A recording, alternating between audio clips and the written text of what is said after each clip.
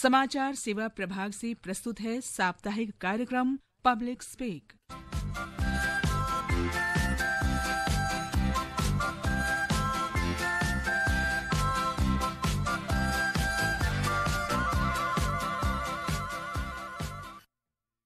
नमस्कार, public speak में आप सभी का स्वागत है। मैं हूं निखिल कुमार और आज का हमारा विषय है रक्तदान, एक अमूल्य योगदान।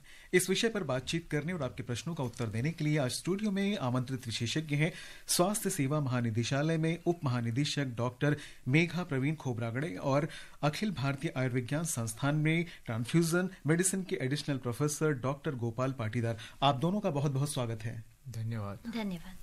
तो श्रोताओं, अब आपकी फोन कॉल्स का हमें इंतजार है। स्टूडियो की फोन लाइंस खुल चुकी हैं। आप हमारे स्टूडियो के नंबर 011 यानी दिल्ली का कोड और 23314444 और दूसरे नंबर 23421050 पर फोन करके अपने प्रश्न पूछ सकते हैं। हमारे विशेषज्ञ आपके प्रश्नों का उत्तर देंगे। आप हमारे Twitter handle @AIR News Alerts पर भी #AskAIR के जरिए अपने क्वेश्चंस पोस्ट कर सकते हैं। आप दोनों का एक बार फिर से कार्यक्रम में स्वागत है। धन्यवाद। और डॉक्टर साहब, सबसे पहले मैं आपसे यही पूछना चाहूंगा कि रक्तदान की जो प्रक्रिया है, किस तरह के लोग इसमें भाग ले सकते हैं, ये कैसी प्रक्रिया है और इसका लाभ क्या क्या है और क्यों ये आवश्यक है? तो मैं कहना चाहता हूँ कि रक्तदान की प्रक्रिया बहुत ही साधारण प्रक्रिया है।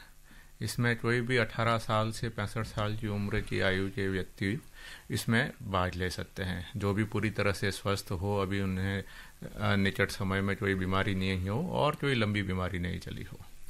रक्तदान बहुत ज़रूरी है क्योंकि बहुत सारी बीमारियां हैं जिसे केवल ही रक्त से ठीक हो सकती है, उसके अलावा उसके पास कोई और उपाय नहीं होता। जैसे कि हम जानते हैं कि रोड पे इतने सारे एक्सीडेंट होते हैं, उसमें उनके रक्त बहाव हो जाता है, तो उनकी रक्त की पूर्ति के लिए मानव का रक्त ही चाहिए और उसमें कुछ काम नहीं होता है। और कोई प्रसूता स्त्री है जिसमें उसके बच्चे की भी जरूरत करनी है, लेकिन उसके खुद का रक्त उसकी बॉडी में कम है, तब वहाँ पर रिक्वायरमेंट होती है। कैंसर के मरीज होते हैं जिनमें कैंसर की वजह से उनकी बॉडी का जो रक्त है वो बहुत कम हो जाता है, वहाँ पर उनकी रिक्वायरमेंट होती है। बाकी आप हार्ट की सर्जरी के बारे में सुनते होंगे, जो बहुत ही लंबी सर्जरी होती है, बड़ी सर्जरी होती है, तो हार्ट सर्जरी में भी बहुत सारा रक्त का लॉस होता है, तो उसको पूरा करने के लिए भी आपको रक्त की जरूरत रिक्वायरमेंट होती है। और इस बीच हिसार हरियाणा से हमारे आज के पहले श्रोता राजेंद्र जुड़ चुके हैं फोन लाइन पर। राजेंद्र जी, कार्यक्रम में आपका बहुत बहुत स्वागत है। प्रश्न पूछिए आपका। निखिल जी नमस्कार, और डॉक्टर साहब को भी, विशेषज्ञों को भी नमस्कार जी। मैं ये जानना चाहता हूँ जी, मेरे में खून की मात्रा 12 ग्राम से कम है, तो क्या मैं खून रक्तदान कर सकता हूँ? इसके बारे में जानना तो चाहता हूँ। और ना ही कोई ऐसी बीमारी है, कोई मतलब जो ना शुगर, बीपी या कोई हार्ट अटैक की, तो क्या इसके बारे में मैं जानना चाहता हूँ कि दान कर सकता हूँ क्या? नमस्कार राजेंद्र जी, ये बहुत अच्छी बात है कि आप पूरी तरह से स्वस्थ हैं, आप में कोई बीमारी नहीं है, लेकिन आपका खून जैसे आप बता रहे हैं 12 ग्राम से कम है, तो वो थोड़ा सा आप इस भी नहीं कर सकते हैं। हमें रक्तदान के लिए कम से कम 12.5 ग्राम खून चाहिए और 12.5 ग्राम या उससे ऊपर का खून चाहिए। तो अभी जब आपका खून 12.5 ग्राम से ऊपर हो जाता है, तब आप आराम से रक्तदान कर सकते हैं। और डॉक्टर साहब, इसमें एक चीज ये भी कि महिलाओं और पुरुषों में क्या कोई फर्क होता है इसमें, कि रक्तदान में महिलाओं के लिए ये लेवल सेट है, पुरुषों के लिए ये अलग लेवल सेट है? नहीं, दोनों के लिए समान है, दोनों के लिए 12.5 ग्राम मिनिमम चाहिए, तभी आप रक्तदान कर सकते हैं। जी डॉक्टर मेघा, अगर हम सरकार के प्रयासों की बात करें रक्तदान के सिलसिले में, तो किन प्रयासों का आप यहाँ उल्लेख करना चाहेंगी?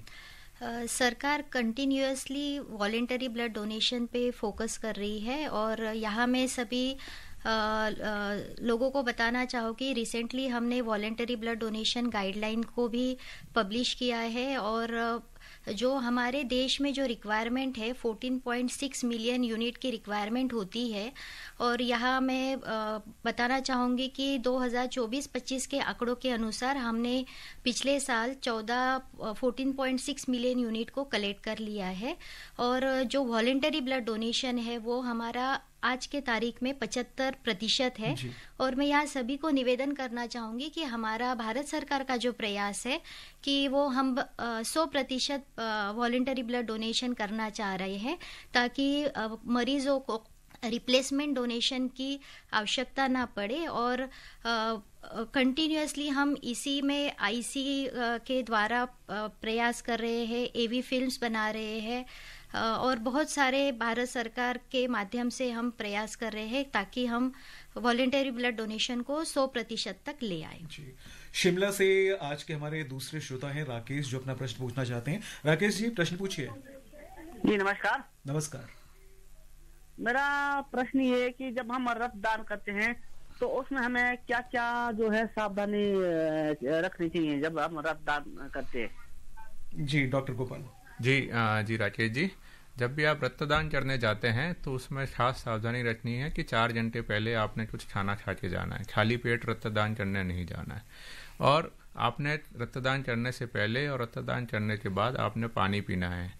एटलीस्ट रक्तदान करने से 15 मिनट पहले, रक्तदान करने के बाद कंटिन्यूसली दिन भर आपने पानी पीना है, क्योंकि रक्त में आपके रक्त की मात्रा जो 350 ml या 450 ml निकलती है तो वो पानी के द्वारा आपकी 24 घंटे में पूरी हो जाती है, तो आपको उसमें पानी पीना है। उसके बाद रक्तदान करने के बाद आपको थोड़ी सावधानी ज़्यादा बरतनी है, जैसे कि आपने कोई स्मोकिंग नहीं करनी है, अल्कोहल नहीं पीना है, कोई हैवी वर्क नहीं करना है और आपने कोई गाड़ी तुरंत ही रक्तदान करने के बाद कोई गाड़ी वगैरह नहीं चलानी है। जी डॉक्टर मेघा, बहुत से लोगों में ये एक भ्रांति सी फैली हुई है कि रक्तदान करने से शरीर कमजोर हो जाता है, इस पर आप क्या कहना चाहेंगे हमारे श्रोताओं से? ऐसा कुछ भी नहीं होता है। बेसिकली 18 से 65 साल की उम्र तक के लोगों को रक्तदान किया जा सकता है। आपका वजन जैसे डॉक्टर गोपाल सर ने बताया है कि 12.5 ग्राम होना चाहिए और आपका वजन 45 या उससे ज़्यादा होना चाहिए और आप शारीरिक रूप से अगर स्वस्थ है तो आप रक्तदान कर सकते हैं। जी। और पुणे से श्रीपद झाकड़े हमारे साथ फोन लाइन पर अब हैं। श्रीपद जी, आपका सवाल क्या है आज का? हाँ जी, हेलो जी सवाल पूछिए। नमस्कार सर। नमस्कार। हाँ, मेरा सवाल ये है कि रक्तदान करने से पूर्व मतलब जनरल हेल्थ चेकअप कराना जरूरी होता है या खाली खून की जांच करवाने से मतलब रक्तदान कर सकते हैं? जी डॉक्टर गोपाल आपके प्रश्न का उत्तर देंगे। जी, रक्तदान करने से पहले वैसे आपको पूरा चेकअप कराने की ज़रूरत नहीं है। जब भी आप किसी भी रक्तदान केंद्र में रक्तदान करने जाते हैं तो वो आपका चेकअप करते हैं और उसमें वो आपके खून की जांच भी उसी समय करते हैं। तो अगर आप पहले से जांच ना करवा के जाएं तो भी आपकी वहाँ पे खून की जांच होगी, आपका पूरा मेडिकल चेकअप होगा, आपसे पूरे सवाल पूछे जाएंगे, आपको कोई बीमारी तो नहीं है या लंबी बीमारी तो नहीं चल रही है। उसके बाद ही पूरे तरह से संतुष्ट होकर आपसे रक्तदान लिया जाता है। डॉक्टर गोपाल, एक प्रश्न मेरे जहन में आ रहा है कि यदि कोई भी एक व्यक्ति रक्तदान करता है तो किस किस तरह की समस्याओं से वो बच सकता है? मतलब क्या क्या उसको परेशानियां नहीं हो सकती अगर वो रक्तदान करता है? देखो, रक्तदान करते हैं तो खासतर ये होता है कि अगर किसी की बॉडी में ऑलरेडी रक्त की मात्रा ज़्यादा है तो वो रक्त गाढ़ा हो जाता है। तो रक्तदान करने से अगर वो रक्त थोड़ा सा बॉडी से निकलता है तो वो ब्लड का जो फ्लो होता है वो इजी होता है। और कुछ स्टडीज़ में, कुछ रिसर्च में ये पाया गया है कि रक्तदान करने से उनको जो हार्ट अटैक आते हैं उनके इंसिडेंस कम होते हैं, लेकिन अभी इसका कोई प्रूफ नहीं है। बट हाँ, व्यक्ति अपने आप को स्वस्थ महसूस करता है, ताज़ा महसूस करता है रक्तदान के बाद। जी, बेंगलोर से श्रीकांत हमारे साथ है फोन लाइन पर। श्रीकांत जी, आपका प्रश्न क्या है? नमस्कार जी। नमस्कार। नमस्कार। हेलो जी, प्रश्न पूछिए आपका। मैं ये कहना चाहता हूँ, जिस तरह एक्ट और इम्पैक्ट की बात कर रहे हैं, मैं फैक्ट की बात करना चाहता हूँ। हमारे देश में जितने रक्त की जरूरत है उसका सिर्फ 2% रक्त मिलता है। अगर कुछ ऐसा किया जाए कि रक्त बैंक में ही लोग जाके अपना रक्त दें और उनको उसके एवज में कुछ मिले तो इतने कैंप वगैरह लगाने की जरूरत नहीं पड़ेगी, क्योंकि जो देते हैं उनका दान कहा जाता है और जो लेते हैं उनको खरीदना पड़ता है। तो भाई साहब, देने वाले को भी कुछ मिले तो बहुत रक्त जी। डॉक्टर मेघा आपके प्रश्न का उत्तर देंगी। जो रक्तदान की जो भावना है वो है स्वैच्छिक रक्तदान, जिसमें हम निस्वार्थ रूप से इस मानवता के कार्य के लिए जुड़ते हैं और किसी के जीवन की ज्योत को जलाने का प्रयास करते हैं। तो जो बेसिक हमारा जो उद्देश्य है रक्तदान का, अगर हम लेन देन की बात करते रहेंगे तो फिर वो जो बेसिक उद्देश्य के साथ हम इस प्रोग्राम को चला रहे हैं वो मतलब ये हो जाएगा। तो मुझे नहीं लगता है कि इस तरह का हमें लेन देन की कोई बात करनी चाहिए कि आप स्वैच्छिक रूप से आइएगा और रक्तदान कीजिएगा। कभी ना कभी आपके रिश्तेदारों को भी कभी जरूरत पड़ेगी तो कोई ना कोई रक्तदान देने आएगा। यानी कह सकते हैं कि स्व इच्छा होना रक्तदान के लिए बहुत जरूरी है। एक मानवता की भावना के साथ हम सभी को रक्तदान के लिए प्रेरित होना चाहिए। जी। और दरभंगा बिहार से हमारे रेगुलर लिसनर हैं मोहन पासवान जी, जो हमसे प्रश्न पूछना चाहते हैं। मोहन जी, सवाल पूछिए आपका। नमस्कार सर। जी नमस्कार, सवाल पूछिए सर। रक्तदान अभियान को बढ़ावा देने के लिए सरकार द्वारा नए प्रावधान के तहत क्या सब किए जा रहे हैं सर? दूसरा सर कि जानवर का विकसित रूप मानव है सर। मानव और जानवर किसी न किसी रूप में वनस्पति पर निर्भर है, तो फिर जानवर का खून आदमी को क्यों नहीं चढ़ता है सर? क्या इस पर शोध किए जा रहा है सर? आपका जो प्रश्न है उसका जवाब डॉक्टर मेघा भी देंगे और डॉक्टर गोपाल भी देंगे। तो पहले मैं मेघा जी से चाहूंगा कि वो इनके प्रश्न का उत्तर दें। भारत देश एक हमारी जो संस्कृति है, आप सब मेरे वाक्य से ये करेंगे कि हमने हमेशा देने में विश्वास किया है। और हमारे देश में जब भी रिसेंटली भी मैं बताना चाहूँगी कि जब पहलगाम का जो ये हुआ था तो हमारे बहुत सारे वॉलेंटरी ब्लड डोनर एसोसिएशंस और वॉलेंटियर्स आगे आके उन्होंने ब्लड डोनेशन किया था। तो हमारे देश में आज तक अभी ऐसा कभी नहीं हुआ है कि रक्त की ज़रूरत पड़ी हो और हमें रक्त नहीं मिला हो। तो जब हम मानवता के रूप में एक दूसरे के साथ हमेशा भाई बहन की तरह खड़े रहते हैं, तो हम जानवर को क्यों इसके लिए ये करें? जी डॉक्टर गोपाल जो ये प्रश्न पूछना चाह रहे हैं कि जानवर और मनुष्य में काफी समानताएं, तो एक दूसरे का ब्लड क्यों नहीं इस्तेमाल किया जा सकता? हाँ जी पासवान जी, तो जानवर और मनुष्य में समानताएं नहीं हैं और रक्त तो बहुत ही अलग अलग है। इवन आप कहें कि दो मनुष्यों का रक्त भी कभी समान नहीं होता है। अलग अलग ब्लड ग्रुप होते हैं, जैसे A positive, B positive, O positive, B positive अगर आपने सुना हो, तो वो भी हम आपस में एक दूसरे को नहीं चढ़ा सकते हैं। और जानवर के रक्त में तो और भी ज़्यादा भिन्नताएं होती है मनुष्य के रक्त से। तो ऐसा ना कभी कोई हुआ है प्रयास रिसर्च का और न ही ऐसा कभी हो सकता है। दिल्ली से धर्मवीर जी हमारे साथ जुड़ चुके हैं। अब धर्मवीर जी, आपका सवाल क्या है? नमस्कार जी। जी नमस्कार। मैं धर्मवीर गांधी का दिल्ली से बात कर रहा हूँ। डॉक्टर साहब नमस्कार।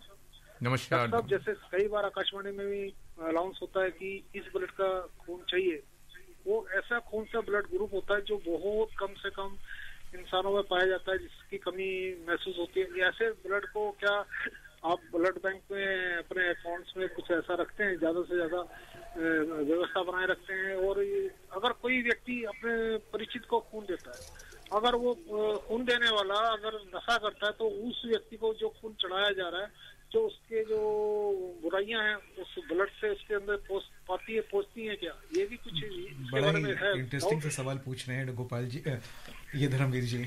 हाँ जी धर्मवीर जी, तो आपका पहला सवाल जो है कि कौन सा सबसे मतलब कह सकते हैं कि लेस प्रिवेलेंस ब्लड ग्रुप है, तो उसमें जो AB नेगेटिव ब्लड ग्रुप होते हैं, नेगेटिव ब्लड ग्रुप और पॉजिटिव ब्लड ग्रुप अगर आपने सुने होते हैं, तो नेगेटिव सारे ही सबसे कम पाए जाते हैं और उनमें भी AB नेगेटिव सबसे ही कम पाया जाता है, जो ऑलमोस्ट 0.3% लोगों में होता है। तो जैसे कि मैंने कहा कम पाया जाता है, तो उसके रक्तदाता भी बहुत कम आते हैं।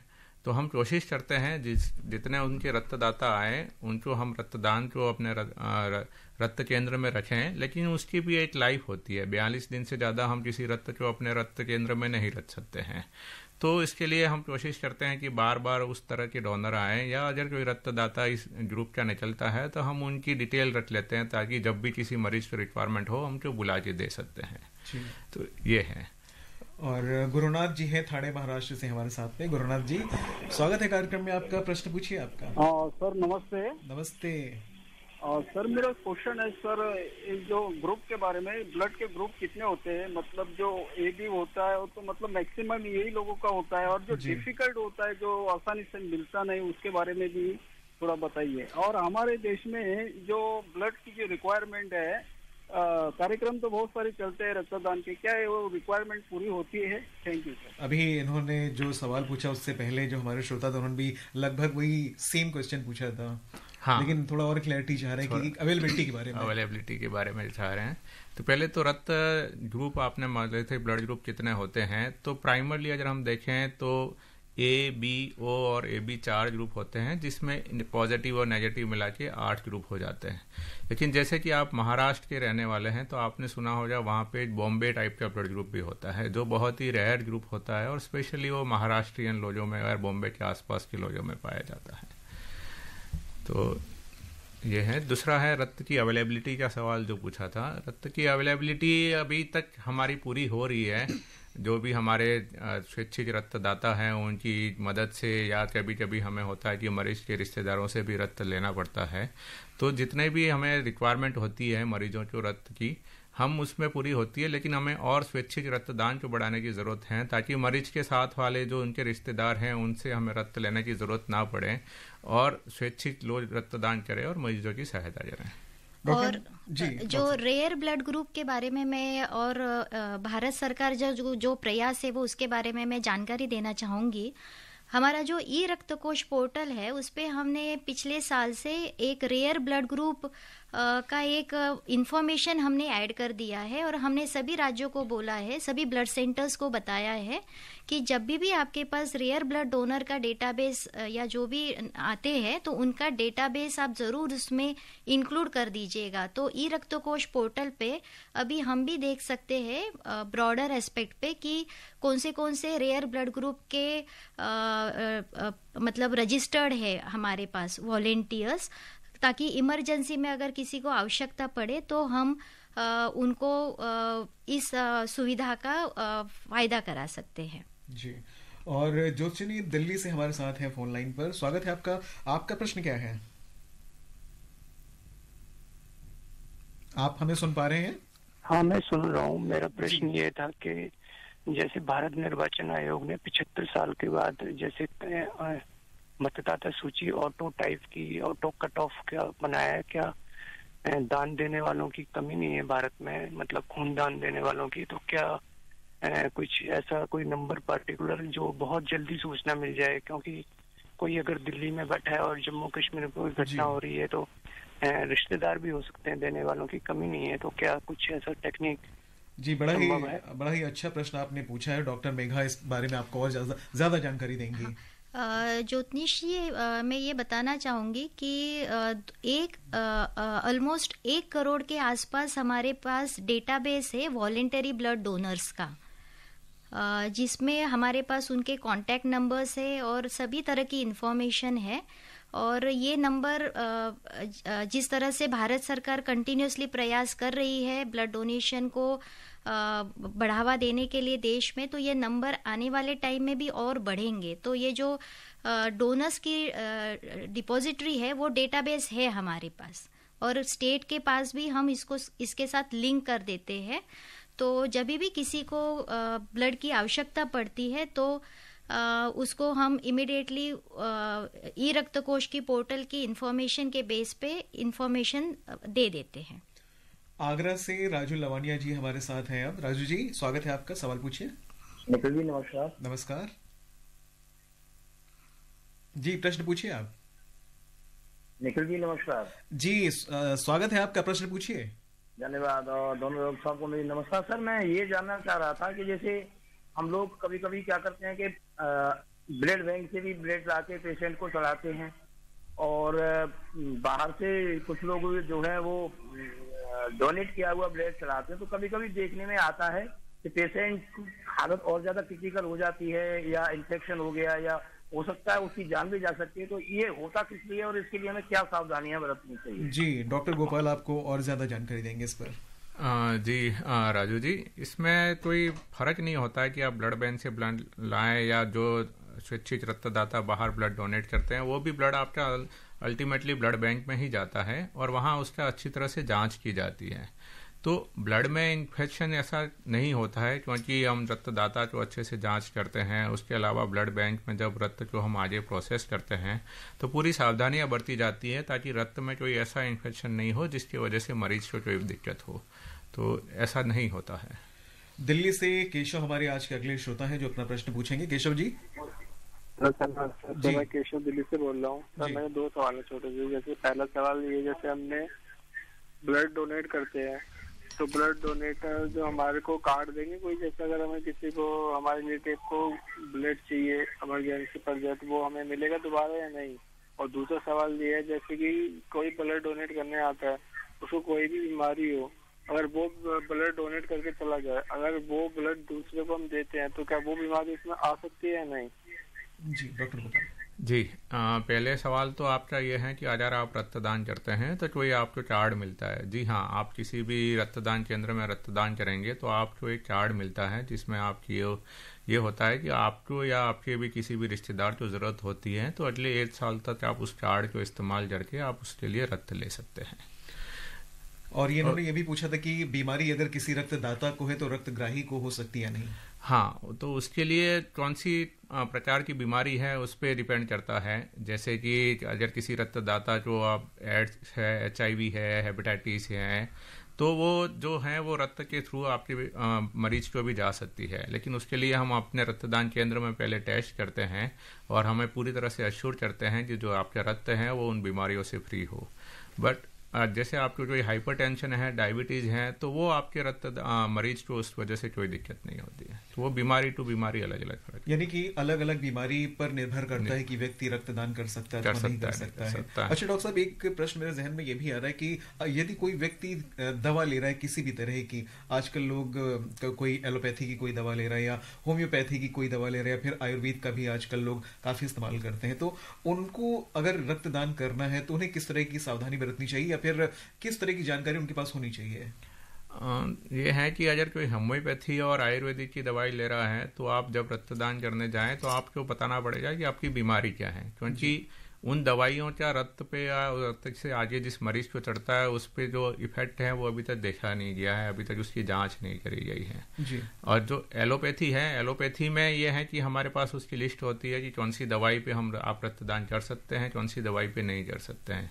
अगर आप सिंपल आपके ब्लड प्रेशर की बीमारी है, आप ऑरल दवाई ले रहे हैं, आपको डायबिटीज है, आप ऑरल दवाई ले रहे हैं, इंसुलिन नहीं ले रहे हैं, तो आप उसमें रक्तदान कर सकते हैं। लेकिन आपको अगर दिल की बीमारी है उसकी दवाई ले रहे हैं या आपको कोई कैंसर है उसकी भी दवाई ले रहे हैं तो आप उस कंडीशन में रक्तदान नहीं कर सकते हैं। ये जो रक्तदान संक्रमित बीमारियों के बारे में मैं थोड़ा सा और बताना चाहूंगी कि भारत सरकार ने 5 टेस्ट को कंपलसरी करने का सभी ब्लड सेंटर्स को दिशा निर्देश दिया है, जिसमें है हेपेटाइटिस B, C, HIV और सिफिलिस और मलेरिया। तो अगर कोई ब्लड सेंटर पे जाके ब्लड डोनेट करता है तो जो डोनर होता है उसकी ये 5 जांच उस ब्लड सेंटर में पहले की जाती है। अगर निगेटिव है तभी दूसरे को उसका ब्लड चढ़ाया जाता है। तो ये भारत सरकार ने ये कंपलसरी किया है सभी के लिए, यानी कि रक्त चढ़ाए जाने से पहले उसकी प्रॉपर जांच कर ली जाती है ताकि कोई समस्या आने ताकि ये 5 बीमारियों के लिए जो मैंने अभी बताया है। और महुआ उत्तर प्रदेश से प्रेमचंद्र स्वर्णकार जी हमारे साथ हैं। जी प्रेमचंद, आपका प्रश्न क्या है? जी, पहला प्रश्न मेरा ये था, मेरे पिताजी को एक डोनर ने ब्लड दिया और देने के बाद वो तुरंत बेहोश हो गया था, तो डॉक्टर ने उनको देखा, बीपी वगैरह जांच किया, बोले थोड़ी देर में सामान्य हो जाएंगे, और थोड़ी देर बाद वो सामान्य हो गया। तो ये किस कारण से होता है जी? और दूसरा प्रश्न ये है मेरा कि जो रेयर ब्लड ग्रुप्स है उनका ब्लड मिलता कम है, तो ऐसे ब्लड ग्रुप के डोनर से जो ब्लड लिया जाए वो उसको ड्रोन के माध्यम से पेशेंट के पास भेजने, क्योंकि दूर भी हो सकता है वो मरीज और डोनर दूर हो सकता है, तो ये सुविधा शुरू की जाए, सरकार से मांग की जाए इस क्षेत्र में इस सुविधा को बढ़ाया जाए। जी डॉक्टर गोपाल जी, तो आपका पहला प्रश्न है कि रक्तदान के बाद जो रक्तदाता है वो बेहोश हो गया था, तो ये बहुत ही मतलब टर्म कंडीशंस में कभी कभी होता है कि अगर रक्तदाता पूरी तरह से सोया नहीं हो या लंबी दूरी का रास्ता तय करके रक्तदान करने आया हो, उसने 4 घंटे से पहले कुछ खाया नहीं हो या उसने अच्छे से पानी नहीं पिया हो, या हो सकता है वो पहली बार रक्तदान कर रहा है और वो घबरा गया है सुई को देख के या रक्त को देखते, तो उन कंडीशन में कभी कभी वो बेहोश हो सकता है। लेकिन ये सामान्य कंडीशन है, आपका विद इन 1 और 2 सेकंड में या 60 सेकंड में रक्तदाता वापस आपका नॉर्मल हो जाता है। उसका फिर रक्तदान केंद्र में अच्छे से ख्याल रखा जाता है और उसको अच्छे से संतुष्ट करके ही वहां से रक्तदान केंद्र से भेजा जाता है। डॉक्टर मेघा, थैलेसीमिया और सिकल सेल की हम यहाँ पर जरूर बात करेंगे। दो ऐसी मतलब ये ऐसी विषय है जिन पर काफी आजकल बातचीत होती है, काफी चर्चा होती है और रक्तदान से ही संबंधित ये दोनों चीजें हैं। तो इस पर आप हमारे श्रोताओं को क्या बताना चाहेंगी? जैसे प्रारंभ में ही डॉक्टर गोपाल सर ने बताया था कि जो डिलीवरी के टाइम पे या जब भी कोई ट्रोमा हो जाता है, मेजर सर्जरी होती है, इनके मुकाबले अगर हम थैलेसीमिया की बात करें और मैं अगर आंकड़ों की बात करूं तो आज के तारीख में पूरा जो ब्लड डोनेशन मतलब जो रक्तदान हो रक्त को देना पड़ रहा है वो थैलेसीमिया पेशेंट को देना पड़ रहा है। 40 to 50% ऑन एन एवरेज अगर हमारा 1.2 लाख अगर हमारा कलेक्ट होता है तो उसका इस पे मंथली तो उसका 50% हमारा ब्लड जाता है थैलेसीमिया पेशेंट्स को। उनको on an average 3 to 4 weeks के इंटरवल में कंटिन्यूसली रक्तदान ब्लड चढ़ाना पड़ता है उन पेशेंट्स के लिए। तो मेरा यही निवेदन है सभी से कि रक्त जो है ये कहीं मार्केट में वैसे प्रोडक्ट तो है नहीं कि आप उसको खरीद लोगे, कोई रक्तदान करेगा तभी आपको रक्त मिलेगा। तो इसलिए हम सबको आगे बढ़ के रक्तदान के ये जो मुहिम है इसमें हम सबको अपना जो प्रयास है वो करते रहना चाहिए, यानी बढ़ावा देना चाहिए।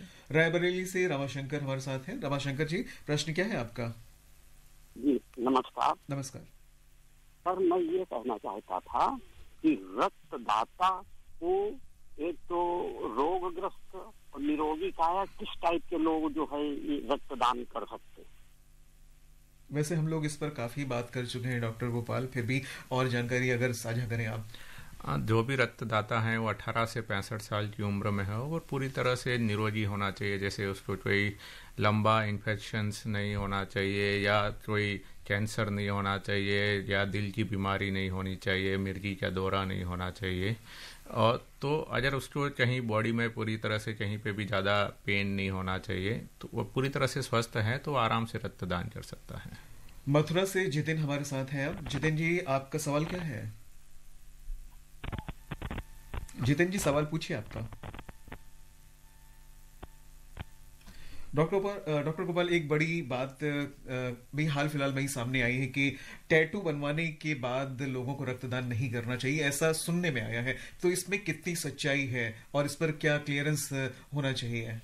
हाँ जी, ये हाल फिलहाल की बात नहीं है, वैसे पहले से ही चल रहा है जी। क्योंकि टैटू आजकल वैसे हमारे देश में स्पेशली टैटू मेले में बनाए जाते हैं या रोड साइड कहीं पे बनाए जाते हैं और टैटू बनाने वाले कई बार जो नीडल होती है वो रिपीटेडली एक लोड से दूसरे लोड में वही नीडल यूज़ करते हैं।